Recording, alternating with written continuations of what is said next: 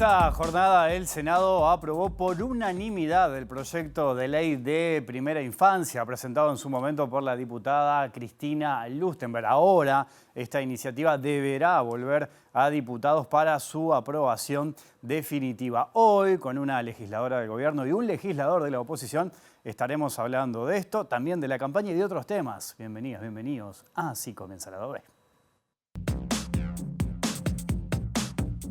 Ha llegado un proyecto grave y urgente a la mesa. Procedemos a su lectura.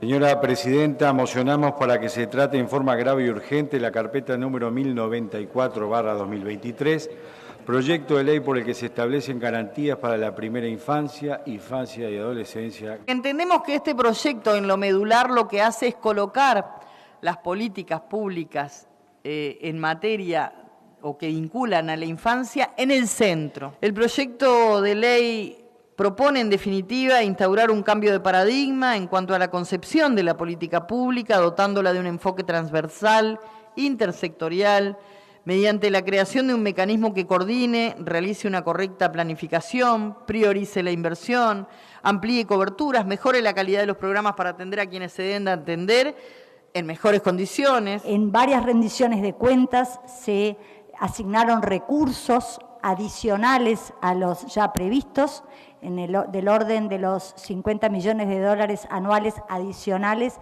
para enfocarse justamente en primera infancia, pero además se crearon mecanismos como el Fondo Infancia y la Agencia de Monitoreo y Evaluación de Políticas Públicas. El estudio que hizo la universidad el año pasado sobre el 40% de gurises con dificultades alimentarias en escuelas y liceos públicos es duro, pero también era duro el del 2018 respecto a los gurises que nacían con problemas de anemia y bajo peso.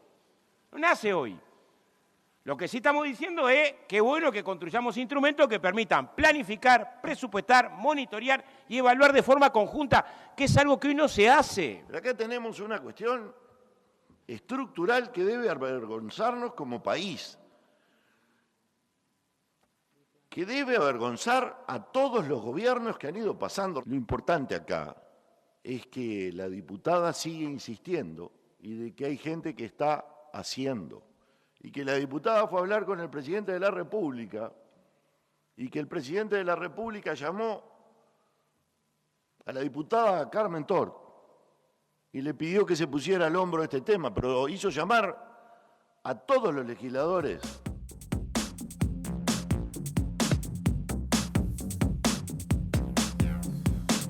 Ahí veíamos parte del intercambio que se dio hoy en el Senado, en este proyecto de ley que fue aprobado, como les decía, por unanimidad. Y en primera instancia saludo a la senadora del Partido Nacional, Carmen Aciaín, para conocer también la postura del gobierno. Carmen, un gusto tenerte por acá en Lado B. Bienvenida. Un gusto estar en Lado B compitiendo con el partido. Un gusto, Wilmar, estar aquí conversando. Bueno, por eso te agradezco mucho también que estés acá. Bueno, ¿qué reflexión genera esta aprobación? Por unanimidad, no es un detalle menor, ¿no? No es un detalle menor. Por unanimidad, un proyecto que además viene presentado por una diputada de la oposición, que además no había logrado la aprobación en el gobierno anterior, porque se viene gestando esto desde el 2017.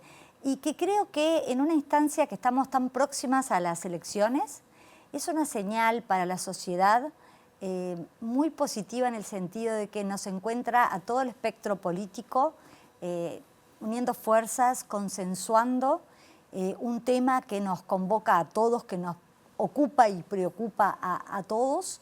Y bueno, con estos consensos creo que son de esas señales de las que uno debe enorgullecerse, es decir, lograr estos acuerdos. Que la iniciativa no vino de alguien de mi partido, si es buena, se lleva.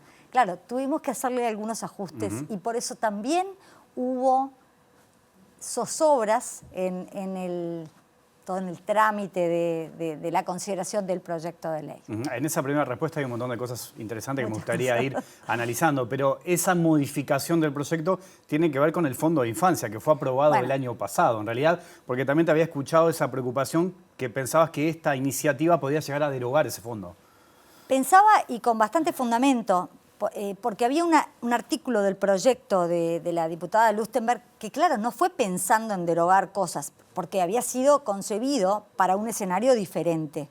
Desde el 2017, e incluso cuando es aprobado en diputados, que es aprobado en octubre del año pasado, no estaba aún creado el Fondo Infancia, que se crea en noviembre con la rendición de cuentas que se aprueba el año pasado, 2023.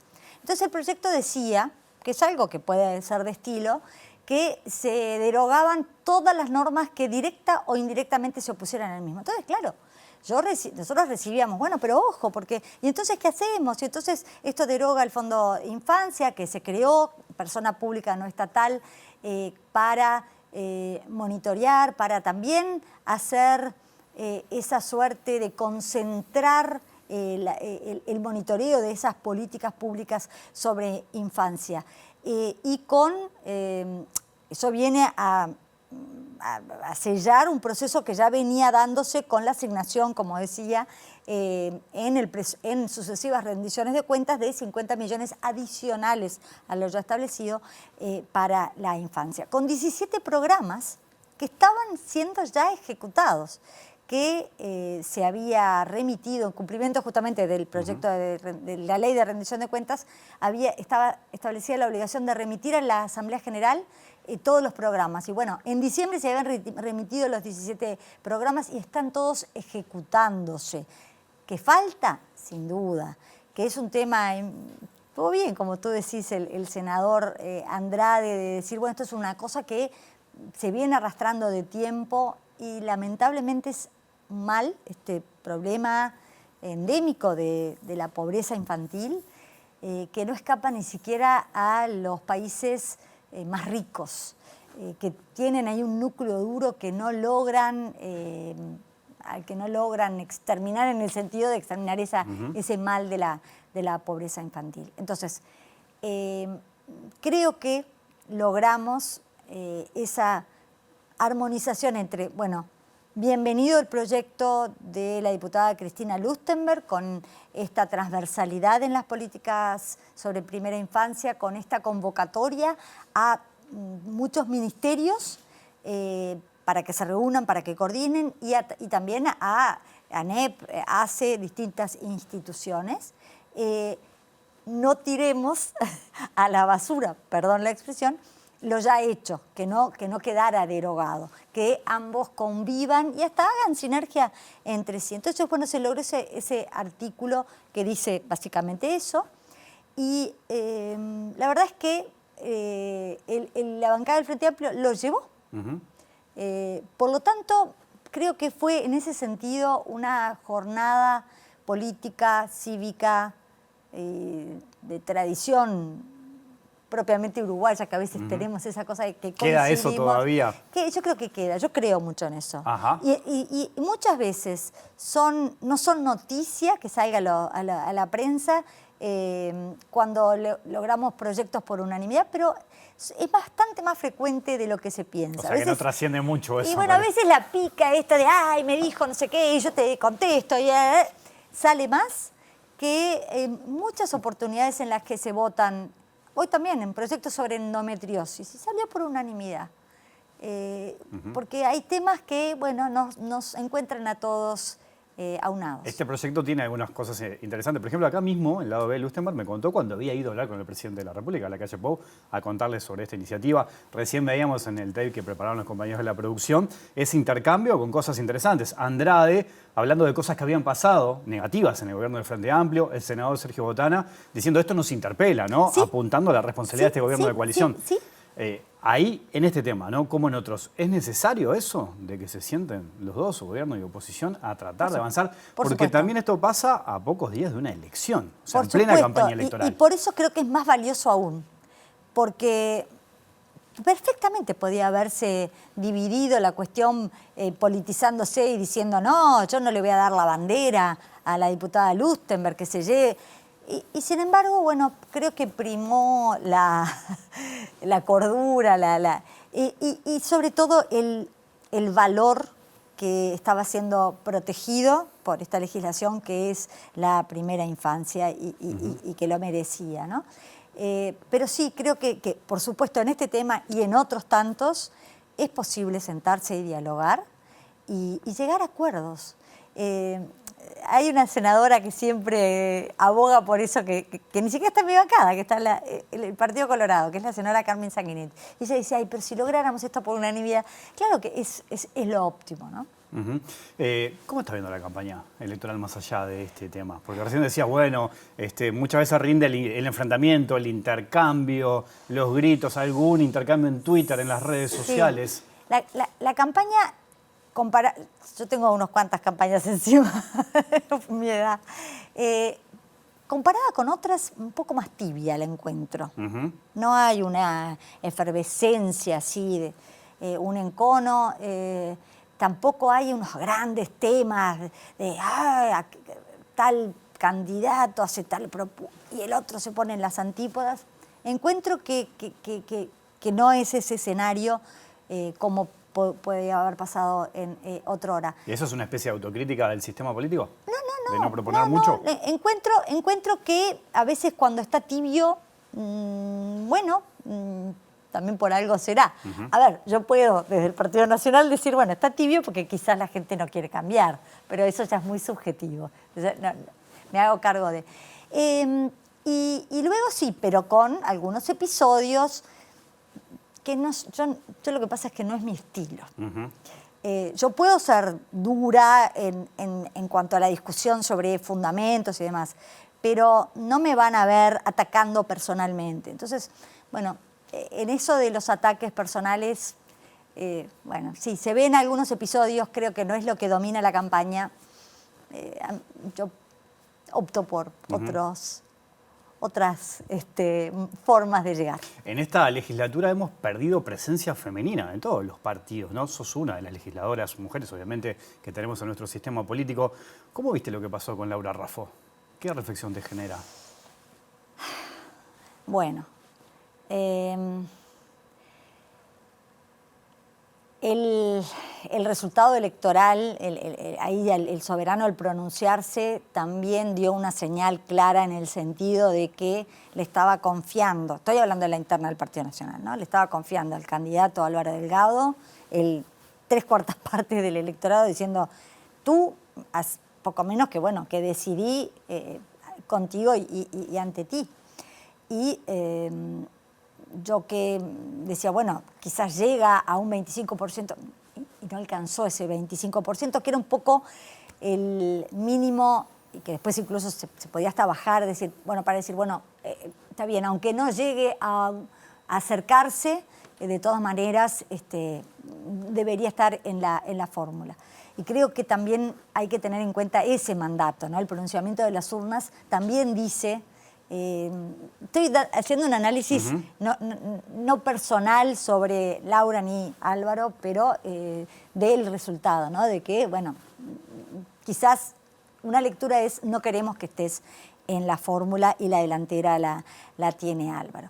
Lógicamente, para ella fue, me parece, una decepción y para todo el grupo político, empezando, por la magra votación. Y también por sus legítimas aspiraciones. Creo que esa noche tuvo la entereza de comparecer en ese estrado estoicamente y muy rápidamente recompuso su lugar político y salió, creo que es una mujer que tiene mucha entereza y que, pasó esto y ahora... adelante con otros desafíos y vamos a continuar con la militancia. Todavía no está definido, ¿no? Qué va a ocurrir, qué lugar le va a tocar ocupar como propuesta para los electores. Es una mujer que tiene mucho para aportar, es muy excelente comunicadora y yo abogo por una mayor presencia femenina en la política. ¿Entendés que debería seguir en el Partido Nacional? Más allá de lo que ella pasó. Debería seguir, sí, claro. Porque entiendo que forma parte de otro sector, no es tu sector, pero esto que ella denuncia que no se cumplió con un acuerdo en la 71, el herrerismo, con yo ahí no me quiero meter en la interna del herrerismo. Pero sí que por supuesto que tiene que seguir dentro del Partido Nacional, claro que sí, es una actriz, actora fundamental. No, en política, sí, claro que sí. Mencionabas recién, tenés un montón de campañas arriba, ¿no? Experiencia. ¿Te pasó de tener que sufrir situaciones similares de discriminación?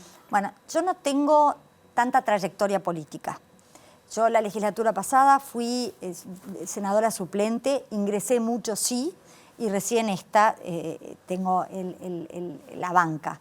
Así que no puedo, digo, es una carrera bastante corta. Yo venía del ámbito de la docencia, del ámbito académico, en docencia universitaria, en Derecho, y el ejercicio profesional de la abogacía. Y me han escuchado, yo vine con Valentina, me han escuchado en mi equipo decir que la verdad es que he descubierto que sí, el ámbito político tiene elementos muy discriminatorios contra la mujer. ¿Sí? Sí, todavía tiene como un formato un poco antiguo de esa cosa machista. Yo la encuentro. Cosa que, insisto, acostumbrada a 30 años de ejercicio profesional, litigio, a ver, no era que... acostumbrada al conflicto y a pelear, nunca había visto esas muestras de algún... No voy a generalizar, pero que se da más que en otros ámbitos desde mi humilde perspectiva. O sea, que sería que en la política le cuesta avanzar como capaz que otras áreas sí han avanzado en este último tiempo. Y bueno, sí, quedan visos de machismo hasta cuando se habla, se escucha más quizás el fundamento de un hombre, ni que hablar para la elección de cargos. Y también lo mencionábamos, ¿no? En esto de los lugares en las listas, es como que la mujer, después de la cuota, de votarse la cuota, la mujer va al lugar 3, o al 6, o al 9. No está ni en el primero ni en el segundo. Y compite contra otra mujer, no compite contra el hombre, ¿no? Tiene eso pernicioso también, pero a ver, yo insisto, abogo por mucha más presencia femenina en las listas y en general. Creo que tenemos mucho para aportar, que la visión nuestra es necesaria y hay temas que traemos nosotros que si no están. Endometriosis. A ver, ¿quién se iba a poner al hombro un proyecto que además fuimos así y la verdad que muy diligentemente lo logramos? Y si no hubiera habido una mujer, yo no voy a decir, capaz que hay hombres que tienen sensibilidad, pero hay temas que en esta legislatura estuvieron y en otras porque había mujeres detrás de ellos. Integrás el Comité de Ética del Partido Nacional, ¿no? ¿Cuánto condiciona o condicionó el caso Caram, por ejemplo, en el futuro del Partido Nacional? ¿Cómo lo ves eso? Uy, sí. El caso Caram se nos remitió al Comité de Ética, y antes de que siquiera recibiéramos antecedentes o nada, Caram renuncia al partido y a su candidatura y a su cargo. Y bueno, ¿cuánto condiciona? A ver, qué difícil esta pregunta porque me obliga a prejuzgar como parte del Comité de Ética. Y no quiero hacerlo. Yo diría que casos, y voy a hablar en general para no hablar del caso Caram, casos de desvíos en la conducta de las personas ocurren en todo grupo humano. Club de fútbol, partido político ni que hablar, cuerpo docente. El tema es cómo responde el grupo respecto a ese desvío de conducta. Lo tapo, lo apaño, oculto y tal, vení bajo el ala, nosotros te vamos a proteger, no importa. O no, si acá hubo una falla de conducta, acá hay que asumir las consecuencias. Y creo que el Partido Nacional en ese sentido así ha obrado con los casos que han tocado en este tiempo. ¿Considerás que también la última palabra la va a tener la gente, en este caso de Artigas, si apoya o no las distintas iniciativas que pueda llevar Valentina Dos Santos, en el caso de Carán, que está suspendido, porque el otro día también en un acto a la fórmula del Partido Nacional, sobre todo Álvaro Delgado, le recriminaban o le pedían que fuese claro, ¿no?, con respecto al futuro de Valentina Dos Santos. ¿Cómo lo ves eso? Yo creo que eso hubo un pronunciamiento claro en el sentido de que ella no integra el Partido Nacional. Punto. O sea, no sé qué puede llegar a hacer. Creo que fue de los casos que tuvo más exposición pública y bueno, y que se actuó de la manera para las personas más radical, ¿no? Que es cortar su carrera política, que tenía una perspectiva, ¿no? Ella se iba a postular a intendente y con bastantes chances, y bueno, y eso todo indica que no va a ocurrir. Yo no puedo hacer futurología. Claro. No, pero quizás está el antecedente también de Moreira en Colonia, que había renunciado al Partido Nacional, y después la departamental habilitó al lema, ¿no? Muy distinto, ¿no? Porque en el caso de Moreira no hubo una condena penal, como sí hubo en el caso de Valentina. Y también, bueno, él, claro, fue un tiempo electoral dificilísimo, fue una semana antes de las elecciones. A nosotros, como comité de ética, nos obligó a reunirnos de urgencia y recibirlo, y también, si bien nosotros teníamos un pronunciamiento, no tuvimos que hacerlo, que elevarlo el directorio, porque él renunció a su banca al Senado, que se postulaba, y al partido. No me acuerdo, él era intendente, y no me acuerdo si, no, a la intendencia no renunció. Eso ya, ¿ves? No me acuerdo, no renunció, creo. No, en ese momento creo que no, en ese momento no.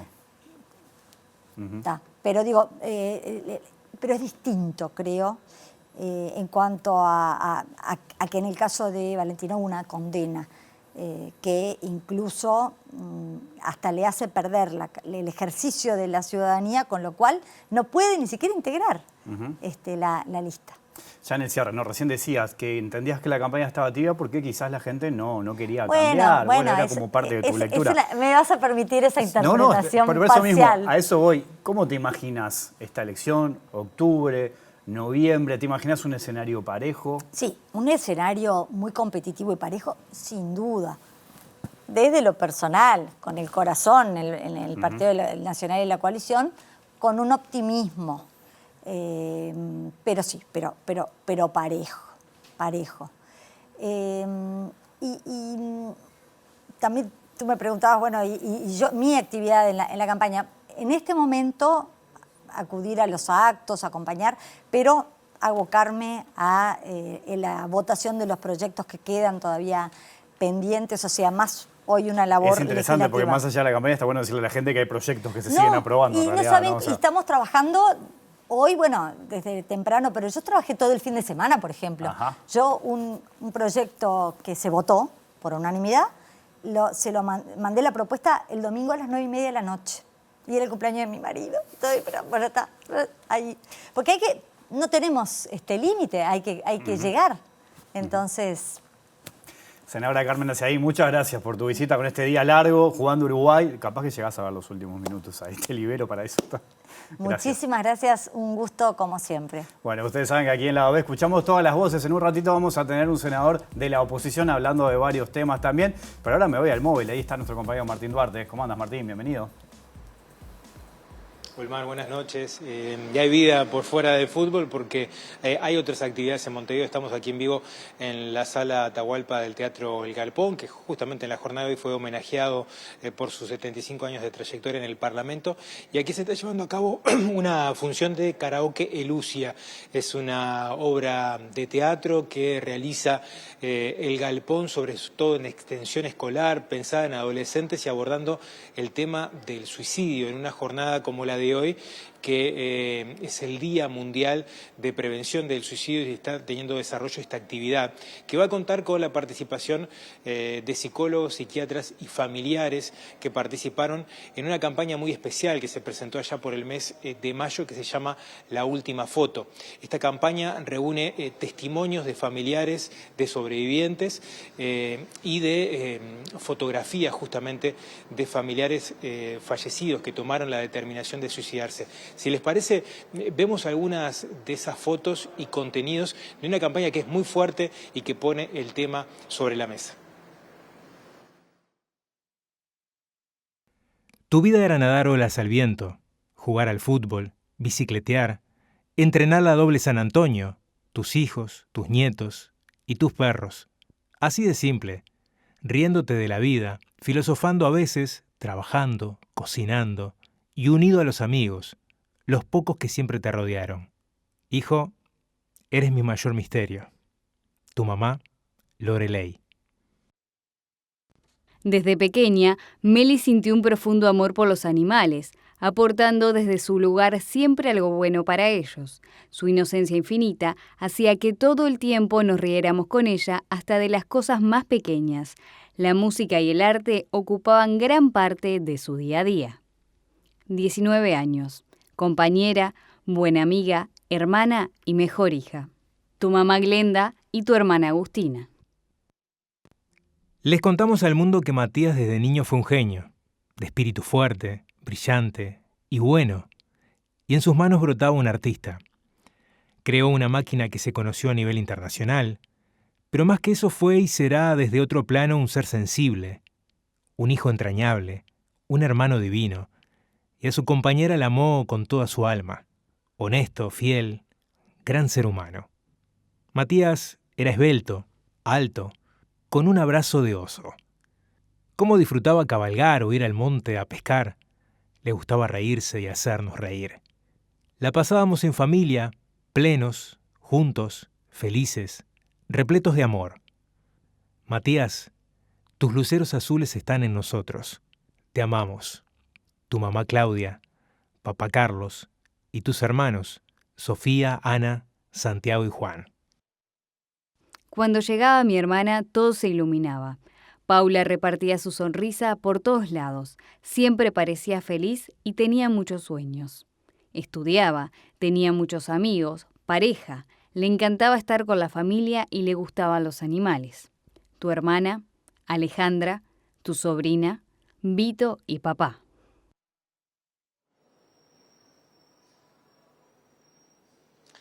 Bueno, por allí parte de lo que es esta removedora campaña que, como ustedes escuchaban, tienen testimonios de los familiares que estarán presentes luego de terminada la función aquí para estar justamente participando en un foro y brindando sus testimonios.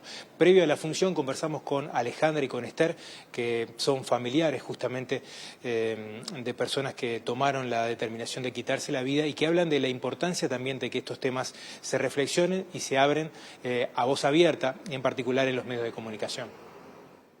Es un día para nosotros, creo que para recordar, a pesar de que los tenemos presentes todos los días de nuestra vida, cada día, en todo momento, que estemos hoy acá, que se pueda hacer visible este tema, que se pueda hablar de suicidio, es muy importante para nosotros y bueno, y para todas las familias que hay detrás que pasaron por esto y bueno, y personas que están luchando con este tema, ¿verdad? Ustedes participan de muchas actividades, talleres, de hecho hoy, luego de la función va a haber uno. ¿Cuáles son las consultas o cómo empatizan también con el público que por ahí se acerca a ustedes? Y bueno, nosotros hablamos desde nuestro lugar, desde lo que sentimos y es verdad que luego de los talleres se acerca a la gente porque quieren contar lo que les pasó, si en el caso que se haya suicidado un familiar, o quieren ver de qué forma pueden ayudar a alguien o de qué forma pueden ayudar a prevenir.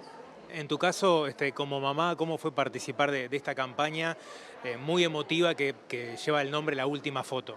Bueno, para mí fue un abrazo al alma, porque siempre lo digo, Si no fuera por mis compañeros sobrevivientes, no sé si hubiera podido soportar, porque cuando me pasó a mí, que ayer hizo 19 meses que se suicidó mi hijo, pensé que estaba sola en esto y gracias a la campaña, a la gente que trabaja en ella, a Yarabí, que es referente de una ONG, Resistiré, y a todos los familiares, tanto Alejandra como todos los que están, que son un montón, me abrazaron y me acompañaron y ahí supe que yo no estaba sola.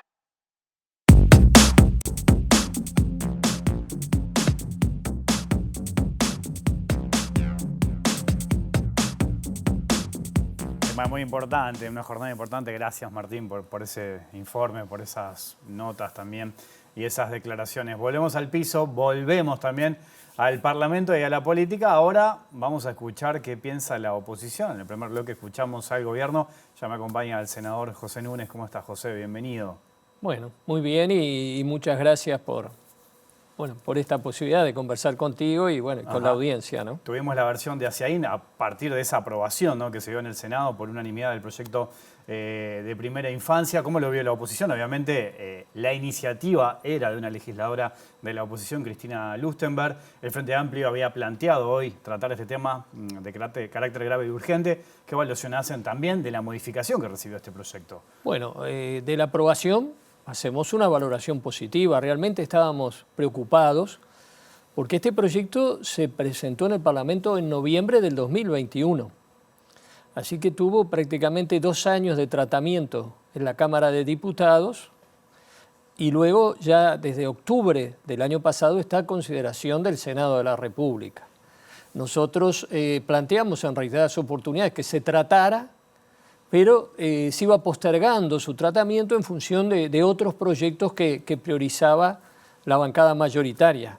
Así que estábamos muy preocupados de que finalmente no se aprobara, pero bueno, hoy nosotros habíamos resuelto presentar el tratamiento como grave y urgente en la propia Cámara, más allá que la Comisión no hubiese terminado de examinarlo, y esa decisión la acompañó todo el Parlamento, fue unánime, toda la Cámara de Senadores, y finalmente el proyecto se aprueba con una modificación que, ante una eventual duda de si esta norma derogaba dos proyectos o 2 planes que fueron aprobados por el Parlamento, pero a propuesta en un caso del Poder Ejecutivo y en otro caso de un parlamentario de la coalición de gobierno, bueno, se hizo una modificación para que quedara explícito que esos proyectos no eran derogados y que debían compatibilizarse e integrarse en el marco de las políticas que se definen a partir de esta ley, ¿no? Así que el balance es positivo, es un paso adelante, es reconocer que tenemos un problema y que no lo estamos abordando correctamente para resolverlo, ¿no? Cuando decís reconocer un problema, ¿cuánta responsabilidad le cabe al Frente Amplio también de en 15 años no haber podido mejorar esta situación más allá de lo que estaba haciendo este gobierno de coalición? Bueno, durante los 15 años de gobierno del Frente Amplio se mejoraron notablemente todos los indicadores de pobreza, también en la primera infancia, la infancia y la adolescencia, ¿verdad? No obstante ello, seguía al terminar nuestro gobierno un porcentaje importante de niñas, niños en situación de pobreza. Y bueno, y nos cabe responsabilidad. Nosotros no podemos negarnos a una mirada autocrítica de que hubo cosas que no hicimos bien y que hubo cosas que nos faltó hacer. Apunto más que nada porque desde el gobierno se dice, bueno, hay una insistencia del Frente Amplio con este proyecto, pero la situación cuando entregó el país el Frente Amplio no era la mejor también. Bueno, como te digo, habría que ir a cada uno de los indicadores. Creo que había una mejora sustantiva en relación a la situación social y económica, que lamentablemente hoy es peor, paradójicamente, ¿verdad? Tenemos un país que genera más riqueza, porque el Producto Bruto Interno, la riqueza que se produce en el Uruguay, en el año 2023 estuvo en un 2,7% por encima que en el 2019, 2.500 millones de dólares más de riqueza generada en el Uruguay, y sin embargo tenemos más gente pobre.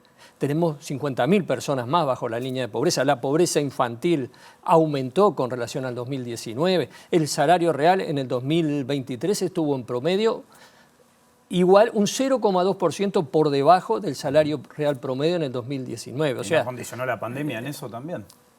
La pandemia tuvo su efecto en la caída del salario en el primer año, pero luego la economía se recuperó al punto tal, como te decía, y así lo informa la ministra de Economía y Finanzas, que en el 2022 y en el 2023 la riqueza producida en el Uruguay, o sea, el Producto Bruto Interno, fue mayor que en el 2019. Sin embargo, el poder adquisitivo de los salarios y las jubilaciones no se recuperaron de la misma manera, permanecían por debajo de lo que eran en el 2019. Entonces, volviendo al tema de la pobreza infantil, sin duda que al frente le quedaron asignaturas pendientes y quizás lo que se plantea a partir de este proyecto, que es un encare integral del abordaje del problema de la pobreza infantil, con una transversalidad en las políticas sectoriales, con la conformación por ley de un gabinete social que nuclea todos los distintos ministerios y organismos que tienen que ver con el tema de la infancia, de la niñez, de la adolescencia. Yo creo que es un paso adelante porque durante, por ejemplo, el primer gobierno del doctor Tabaré Vázquez funcionó un gabinete social, pero eso quedaba librado a la voluntad del Poder Ejecutivo, ahora del Presidente de la República. Ahora resulta que la ley mandata a instalar un gabinete que aborde de una manera intersectorial y transversal las políticas hacia la niñez, bueno, la adolescencia, y pensamos que eso va a ayudar a un uso más racional, más eficaz, más eficiente de los recursos, ¿no?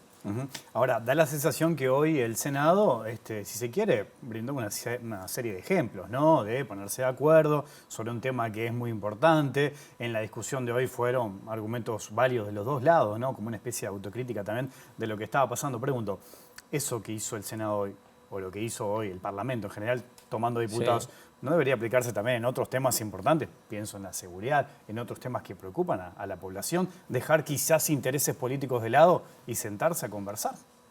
Bueno,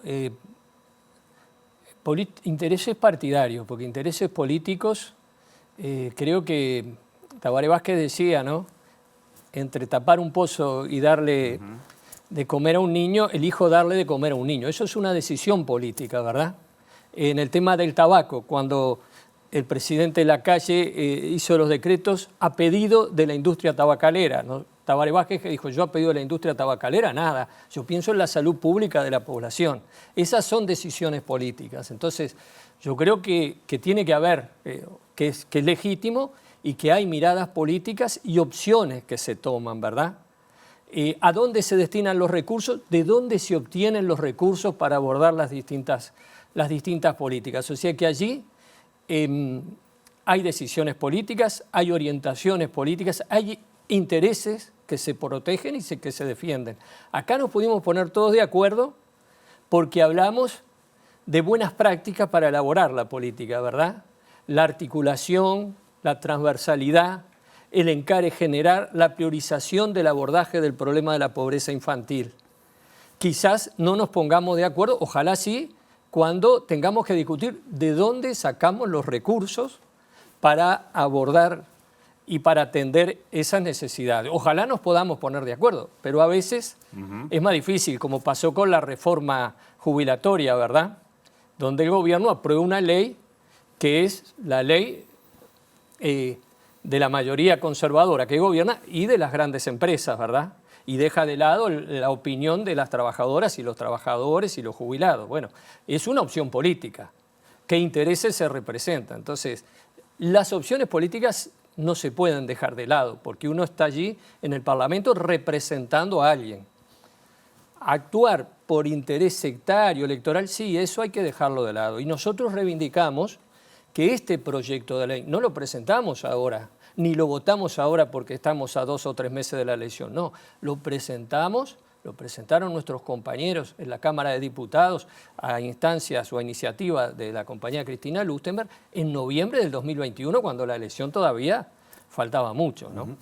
Recién la senadora Ciaí me decía que la campaña está tibia para ella. ¿Compartís esa visión? ¿Cómo lo estás viendo? Bueno, sí, si la comparamos con otras campañas, ¿no? Ya he participado en unas cuantas, efectivamente tenemos menos nivel de movilización y quizás haya menos interés también de la población. Eso es un tema que obviamente nos interpela, ¿no?, a quienes somos militantes y circunstancialmente tenemos algún rol de representación, porque, bueno, la gente no percibe que esta discusión sea importante, o hay gente que no percibe, o que cambie un poco su futuro personal en función de quién sea el presidente o quién sea el senador o el diputado, o etcétera, ¿no? Y personalmente, con mucho respeto por quienes piensan eso, creo que es un profundo error, digamos, ¿no? Como te decía, lo vimos en estos años, ¿verdad? O sea, tenemos una economía que crece, pero que ese crecimiento se reparte mal, se concentra en pocas manos. Y esas son las decisiones políticas, las pautas salariales que se definieron, el rol de las empresas públicas, una política tributaria, ¿verdad? Entonces, esta es una decisión muy importante para la gente. Lamentablemente hay quienes no lo perciben, tiene que haber una autocrítica. Claro, porque puede ser también que a los políticos les cuesta llegarle a la gente. Sí, por supuesto, eso es seguramente, ¿no? Y allí, bueno, tenemos que reflexionar autocríticamente, tratar de estar más en contacto directo con la población y también dar respuesta, ¿no? Porque hay un sector de la población que necesita respuestas urgentes y que a veces no logramos implementarlas desde la acción gubernamental o parlamentaria. Y bueno, eso es una autocrítica que quizás nos tengamos que hacer a la hora de establecer las prioridades, ¿verdad? Porque claro, si no somos capaces de dar respuesta, la gente, bueno, deja de confiar y busca otras alternativas. Tengo que hacer una pequeña pausa, pero seguimos conversando, ¿te parece? Cómo no, en muchas minutos gracias. Nada más sigue el lado B aquí en la pantalla de Ciudad.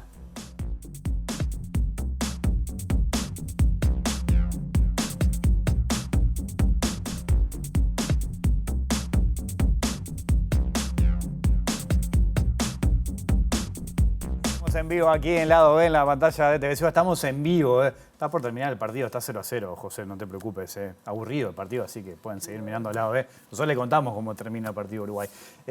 Volvemos a la política. ¿Es un problema para el Frente Amplio o no? El plebiscito de la reforma de la Seguridad Social. El Partido Socialista obviamente juntó firmas. Va a ensobrar, supongo, además, de cara a octubre. ¿Cómo lo estás viendo? Sí, vamos a ensobrar. Bueno, a ver, uno podría decir, lo deseable sería que el Frente Amplio tuviera una posición común sobre este tema, como sobre todos los temas. Creo que el Frente lo ha resuelto bien a través del mecanismo de la libertad de acción y creo que es un debate importante para la ciudadanía. O sea que no creo yo que esto vaya a afectar lo que sea el resultado electoral del Frente Amplio o sus posibilidades electorales, ¿no?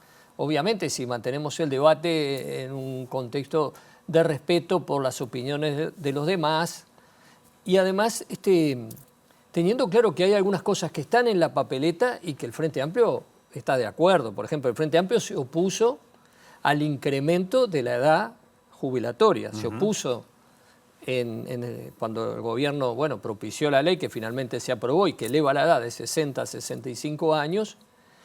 Y además en su planteo de un diálogo social para reformar la seguridad social y superar estos retrocesos que ha supuesto la reforma del gobierno, está a retornar a ese derecho a jubilarse a los 60 años. El Frente Amplio también es contrario al lucro en la seguridad social, ¿verdad? O sea, las AFAP son un gran negocio para los bancos, pero un pésimo negocio para las trabajadoras y los trabajadores. Entonces, también en esa línea tenemos acuerdo en que hay que eliminar el lucro de la seguridad social. Hay diferencias sobre la oportunidad de esta reforma constitucional, las hubo, y bueno, sobre la conveniencia o no de introducir en la Constitución de la República estos principios, y bueno, es un debate que estamos dando para que lo resuelva la gente. Hablando de debate, ¿cómo tomás ese documento de 112 académicos, ¿no?, vinculados a la economía, que van en contra y que hablan de un descalabro financiero si esto se llega a aprobar? ¿Cómo tomás eso? Y discrepo radicalmente, ¿no? un poco, bueno, veía un debate que se realizó aquí mismo, ¿verdad? Me parece que hay una estrategia del miedo, ¿verdad? Sin duda que lo que se está planteando es una transformación importante. La reforma por el sí implica ver el problema de la seguridad social desde la perspectiva de los derechos. Hay un pensamiento dominante impuesto por los sectores hegemónicos y poderosos. Por algo en nuestro país y en todo el mundo hay un proceso donde cada vez menos concentran la riqueza y la mayoría está cada vez peor. Es una dinámica propia de la sociedad capitalista en la que vivimos y nosotros queremos romper esa dinámica a través de este instrumento también. Y claro, y hay gente que le preocupa eso porque genera evidentemente conflictos. Pero yo creo que ese es el gran dilema que tenemos. O nos resignamos a que la tecnología, las máquinas sustituyan el trabajo humano y que eso, en vez de redundar en que la gente trabaja menos horas, pero sigue ganando un ingreso digno, no. Hay gente que se queda sin trabajo y que no sabemos después cómo va a ser para llegar a fin de mes. Y esa sustitución del trabajo humano por tecnología, por máquinas, solamente beneficia al capitalista porque incrementa sus ganancias. Nos resignamos a que pase eso. Bueno, nosotros no estamos de acuerdo en resignarnos a eso. Queremos transformar esa dinámica que consideramos perversa del desarrollo económico, que obliga a la gente a que, pese a que se produce más riqueza, pese a que las máquinas pueden sustituir el trabajo de los hombres, tienen que trabajar más y ganar menos, porque en definitiva la reforma para muchas trabajadoras y trabajadores va a suponer trabajar más para todos, ¿verdad? Hasta los 65 años. Y para algunos inclusive cobrar menos de lo que cobraban o lo que hubiesen cobrado con la normativa vigente hasta ahora. Entonces, nosotros estamos en contra de esa dinámica y queremos cambiarla. Estamos para eso, ¿verdad? No para resignarnos a las reglas que nos imponen los sectores dominantes de la sociedad. Senador José Núñez, gracias por su tiempo, tu visita esta noche aquí. Muchas gracias a ti. Empató Uruguay, 0-0. Bueno. No hubo gol, el partido aburrido, no nos perdimos. Arriba. Volvemos mañana a las 20 horas. Que pasen bien, chau.